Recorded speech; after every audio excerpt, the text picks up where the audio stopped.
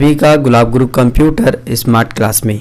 जैसा कि आप सभी लोगों को पता है कि हम लोग MS एक्सेल बिल्कुल शुरू से सीख रहे हैं और ये पार्ट 6 है, यानी क्लास 6 है।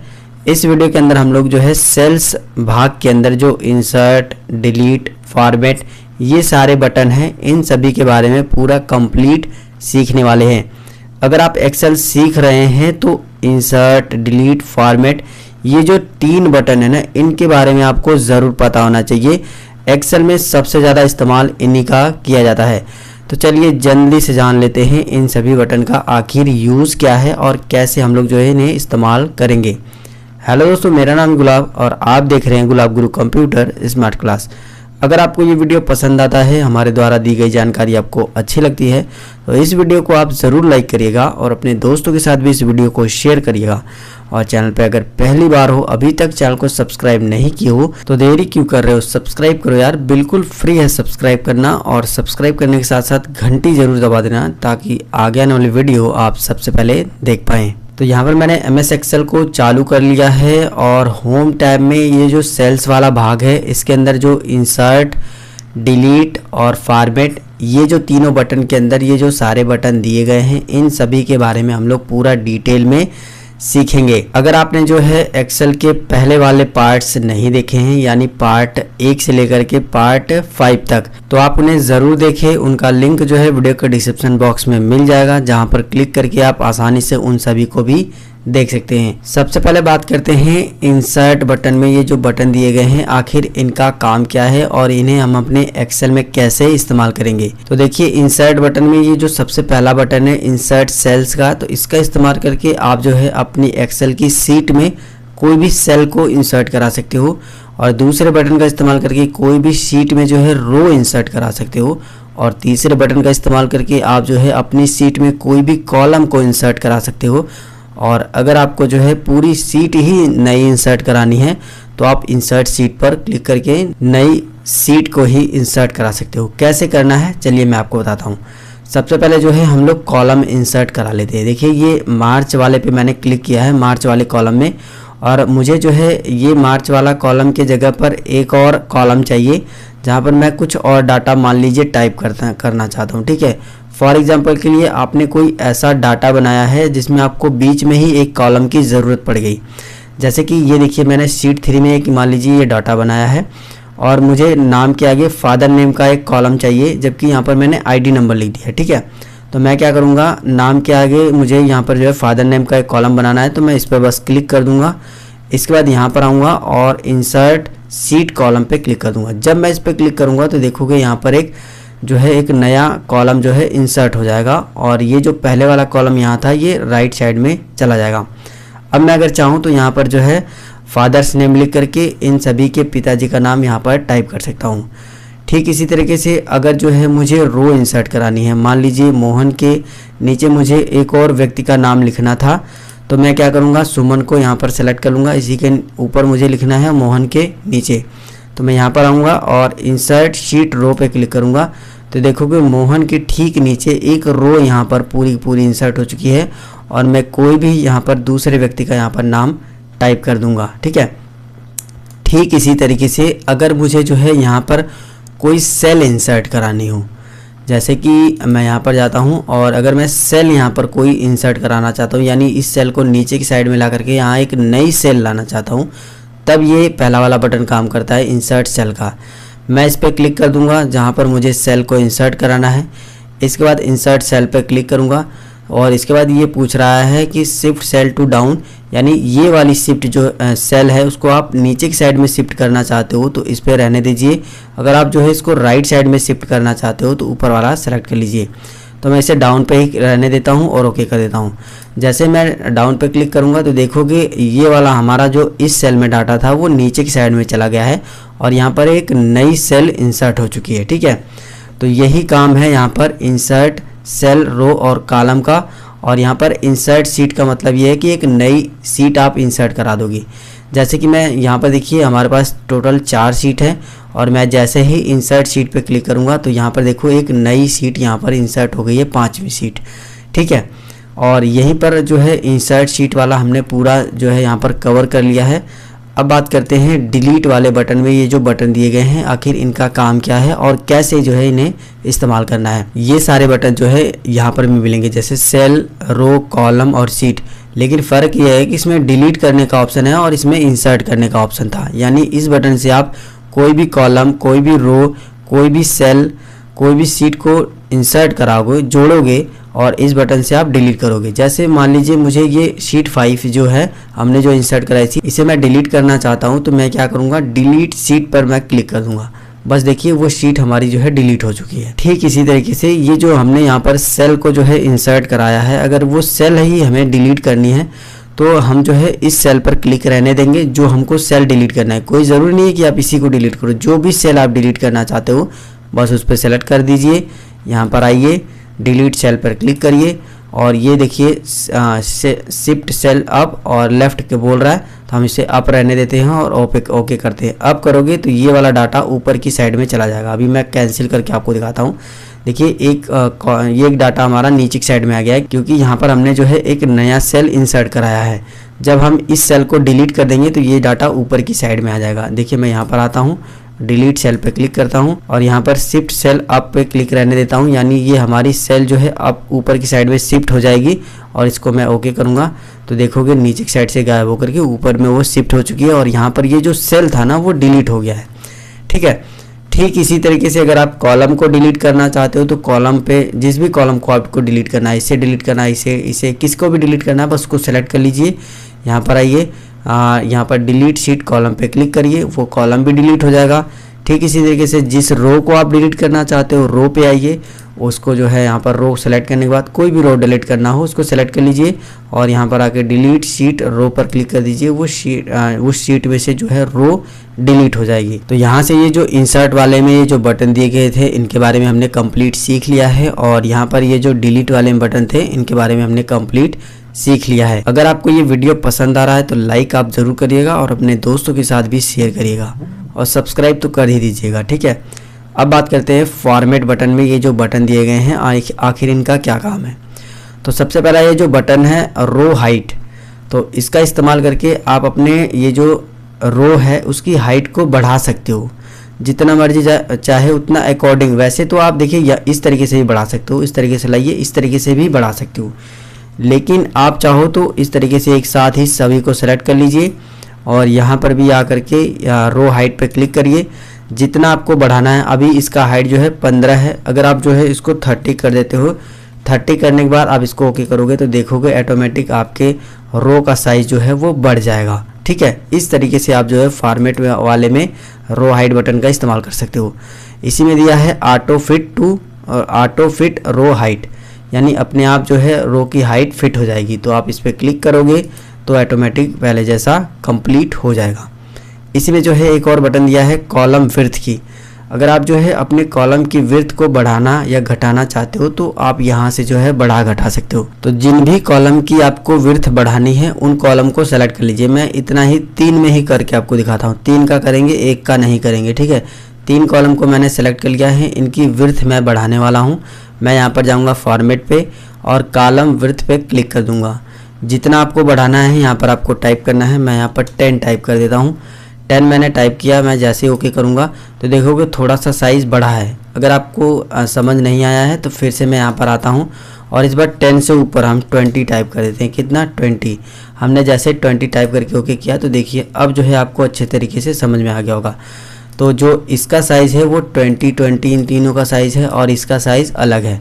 साइज़ देखने के लिए आप यहाँ पर आइए और कॉलम विड्थ पे क्लिक करोगे तो देखिए इसका जो साइज़ है वो 8.43 है इस वाले कॉलम का साइज़, लेकिन इसका जो साइज़ है और इसका वो जो है 20 है। वो मैं आपको दिखाता हूँ। यहाँ पर मैं चलता हूँ कॉलम विड्थ पे, ये देखिए 20 है। ठीक है, तो इस बटन का इस्तेमाल करके आप जो है कॉलम की विड्थ को जो है बढ़ा घटा भी सकते हो। थोड़ा सा कम करो, मतलब वहाँ पर थोड़ा कम टाइप करोगे, जैसे ये 8 टाइप था, अगर आप जो है 4 टाइप कर दोगे तो थोड़ा सा कम हो जाएगा। ठीक है, अब बात करते हैं ऑटो फिट कॉलम विड्थ के बारे में। तो इस पर क्लिक करके ऑटोमेटिक जो है फिट हो जाएगा। कैसे, जैसे मैं इस पर क्लिक करता हूँ और यहाँ पर आने के बाद मैं यहाँ पर जा करके ऑटो फिट कॉलम विड्थ पे क्लिक कर दूंगा तो ये ऑटो फिट हो जाएगा। अपने आप जो है जितना कॉलम का ये जो आपका इसमें डाटा रहेगा उसके हिसाब से ये एडजस्ट हो जाएगा, ठीक है। इसी में एक ये अगला बटन दिया है डिफ़ॉल्ट विड्थ का मतलब ये है कि जितना पहले विड्थ था इसका चौड़ाई बिल्कुल उतना ही हो जाएगा।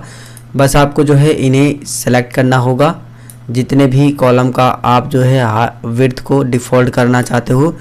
इसके बाद जो है यहाँ पर आना होगा और यहाँ पर आने के बाद जो है डिफ़ॉल्ट विड्थ पर आपको क्लिक करना होगा।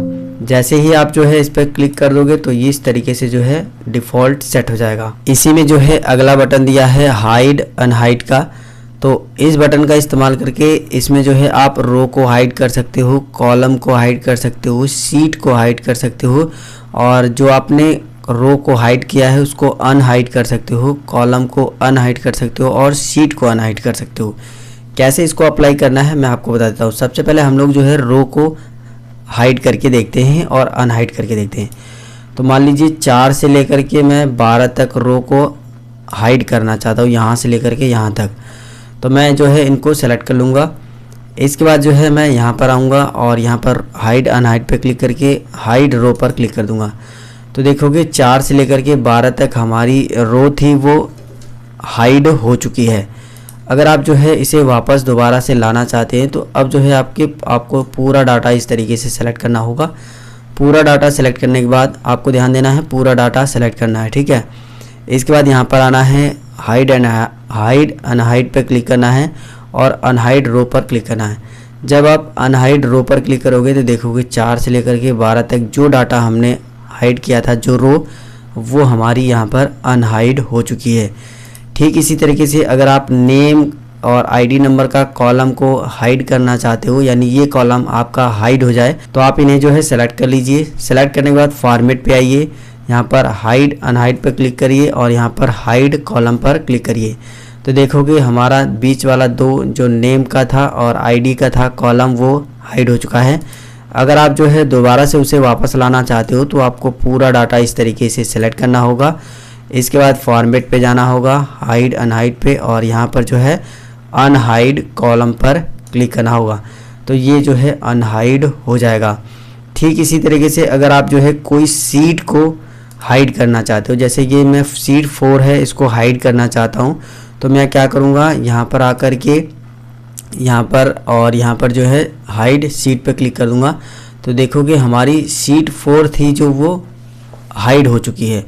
अब जो है अगर आपको उस शीट को वापस दोबारा से लाना है तो आपको जो है फॉर्मेट पे क्लिक करना है, हाइड अनहाइड पे क्लिक करना है और अनहाइड शीट पर क्लिक कर देना है। और इसके बाद देखोगे जितने भी आपने हाइड शीट की होगी वो यहाँ पर दिखाई देगी। उस शीट को सेलेक्ट करिए, ओके करिए। यहाँ पर देखोगे शीट जो है अनहाइड हो चुकी है। तो इस तरीके से यहाँ पर ये जो हाइड अनहाइड बटन में ये जो सारे बटन दिए गए हैं, इस तरीके से आप इनका इस्तेमाल कर सकते हो। अब बात करते हैं इसी में ये जो बटन दिया गया है रीनेम सीट के बारे में। तो किसी भी सीट का नाम अगर आपको बदलना है तो आप रीनेम सीट पर क्लिक करके बदल सकते हो।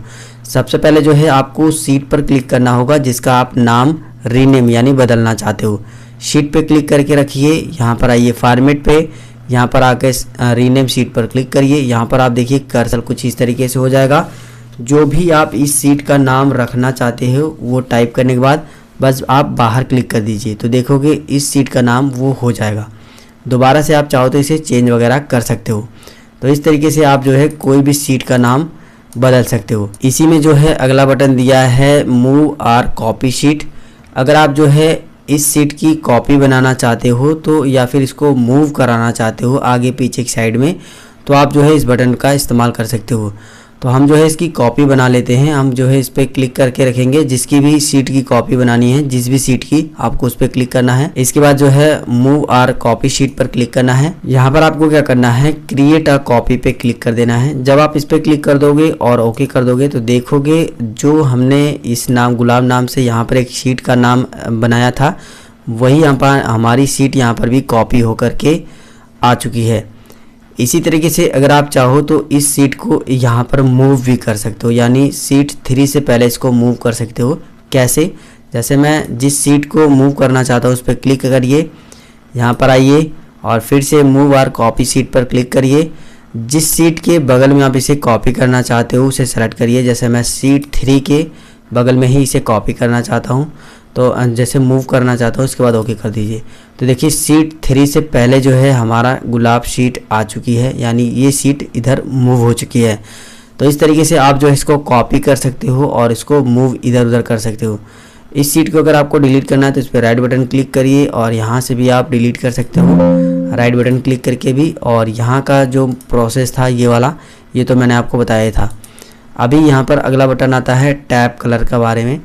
तो देखिए ये जो सीट है और ये जो सीट लिखी हुई है इसमें जो है कलर आप यहाँ से फिल कर सकते हो टैब कलर से, ठीक है। यहाँ पर क्लिक करिए और यहाँ पर काफ़ी सारे कलर दिए गए हैं। जब मैं यहाँ पर इस तरीके से लेकर आ रहा हूँ तो आप यहाँ पर देखिएगा, यहाँ पर, ठीक है, नीचे की साइड में सीट पर, तो देखोगे वहाँ पर कलर जो है ऑटोमेटिक फिल हो रहा है। तो मैं जिस भी कलर में क्लिक कर दूंगा वो वहाँ पर फिल हो जाएगा। जैसे मैं इस पर क्लिक कर दूंगा तो देखिए यहाँ पर ये कलर फिल हो चुका है, ठीक है। तो आप जो है यहाँ से अपनी सीट में जो है कलर फिल कर सकते हो, ये नीचे की साइड में जहाँ पर ये लिखा हुआ है टैब, इसको बोलते हैं टैब कलर, ठीक है। अगला ये जो बटन है वो है प्रोटेक्ट सीट। इससे जो है आप अपनी सीट में पासवर्ड लगा सकते हो। ध्यान आपको ये देना है कि लॉक सेल ये जो है हाईलाइट होना चाहिए। ये देखिए अभी हाईलाइट है, इसी तरीके से ये हाईलाइट होना चाहिए। ये दोनों एक दूसरे से मिलकर ही काम करते हैं। तो ये जब ये हाईलाइट होगा तभी ये प्रोटेक्ट सीट काम करेगा। तो जैसे अभी मैं अगर यहाँ पर कुछ भी चेंज करना चाहूँ तो देख सकते हो मैं यहाँ पर चेंज कर पा रहा हूँ, लेकिन जब मैं इस सीट पर लॉक लगा दूंगा तो कोई भी बंदा या फिर मैं खुद जब तक उस लॉक को खोल न दूं तब तक इसमें कुछ चेंज नहीं कर सकता हूं। जैसे मैं लॉक लगाने के लिए यहाँ पर आता हूं और प्रोटेक्ट सीट पर क्लिक करता हूं। यहाँ पर आपको एक पासवर्ड डाल देना है। मैं यहाँ पर 3 बार 1 डाल रहा हूँ और इसको ओके कर देता हूँ। फिर से जो है आपको उसी पासवर्ड को री एंटर करना है। मैं यहाँ पर 3 बार डाल दिया मैंने और ओके करिए। और अब जो है आप इस पे जो है कुछ भी एडिटिंग वगैरह नहीं कर सकते। देखिए कुछ इस तरीके से एरर आ रहा है, यानी अब जो है आप इस सीट में कोई भी एडिटिंग नहीं कर सकते, उसको कट वगैरह भी नहीं कर सकते। मैं इसको डिलीट करूँगा तो देखिए इस तरीके से ये बोल रहा है कि सिर्फ आप इसे रीड कर सकते हो, इसमें कुछ एडिटिंग नहीं कर सकते हो। अगर हमें जो है इसके अंदर कुछ एडिटिंग या कुछ इसमें सही करना है तो फिर से हमें जो है इस सीट को जो है अनलॉक करना होगा। अभी आप यहाँ पर देखोगे कि जब मैं इसमें सीट पे कहीं पर भी क्लिक कर रहा हूँ तो ये सारे ऑप्शन भी अनहाइलाइटेड हैं, यानी ये सारे ऑप्शन भी काम नहीं कर रहे हैं। और वहीं मैं सीट 3 पे आ सकता हूँ, आऊँगा तो देखोगे ये सारे ऑप्शन काम कर रहे हैं। तो यहाँ से भी आपको एक आइडिया मिल गया होगा कि हमारी ये जो सीट है वो लॉक हो चुकी है। अनलॉक करने के लिए आपको यहाँ पर फिर से आना है, फिर से जो है अनप्रोटेक्ट सीट पर क्लिक करना है। यहाँ पर वो पासवर्ड डालना है जो आपने डाल करके सीट लॉक की थी। इसके बाद जो है ओके कर देना है। अब जो देखिए ऊपर वाले सारे ऑप्शन जो है हाईलाइट हो गए हैं। अब जो है जो भी आप इसमें करेक्शन करना चाहते हो वो आसानी से कर सकते हो। इसी में एक और बटन आपको मिलेगा फॉर्मेट सेल। जब आप इस पर क्लिक करोगे तो जो हमने ये नंबर वाले में जो जिन बटन्स के बारे में सीखा था वो बटन सारे आपको यहाँ पर मिल जाएंगे, जैसे general, number, currency, counting, date, time, ये सारे मिल जाएंगे। अलाइनमेंट तो आपने सीखा ही होगा, जो रोटेट करते हैं यहाँ पर, और फ़ॉन्ट, बॉर्डर, ये सारी चीज़ें हमने पहले भी सीख रखी है, ये सब मैंने आपको पहले भी बता दिया है। अगर आप जो है ये जो सीट में कलर डाले हो इसको हटाना चाहते हो तो आप फिर से जो है उसी सीट को सेलेक्ट करिए, यहाँ पर आइए फॉर्मेट पे, यहाँ पर आइए टैब कलर पे और यहाँ पर आइए नो कलर कर दीजिए। जब आप नो कलर कर दोगे तो देखोगे उस सीट में अब जो है कलर नहीं है, बिल्कुल पहले जैसी वो सीट हो चुकी है। तो इस वीडियो के अंदर मैंने आपको होम टैब के सेल्स वाले भाग में ये जो बटन दिए गए हैं इनके बारे में पूरा कंप्लीट समझाया है, आपको एक एक जानकारी। नेक्स्ट वीडियो के अंदर हम लोग जो है एडिटिंग भाग के बारे में सीखेंगे। अगर ये वीडियो आपको पसंद आया है तो वीडियो को लाइक करिए, अपने दोस्तों के साथ भी इस वीडियो को शेयर करिए, और चैनल पे अगर पहली बार हो, अभी तक चैनल को सब्सक्राइब नहीं किए हो तो चैनल को सब्सक्राइब भी कर लीजिए। मिलेंगे फिर एक नई वीडियो में एक नई जानकारी के साथ, तब तक के लिए जय हिंद, वंदे मातरम।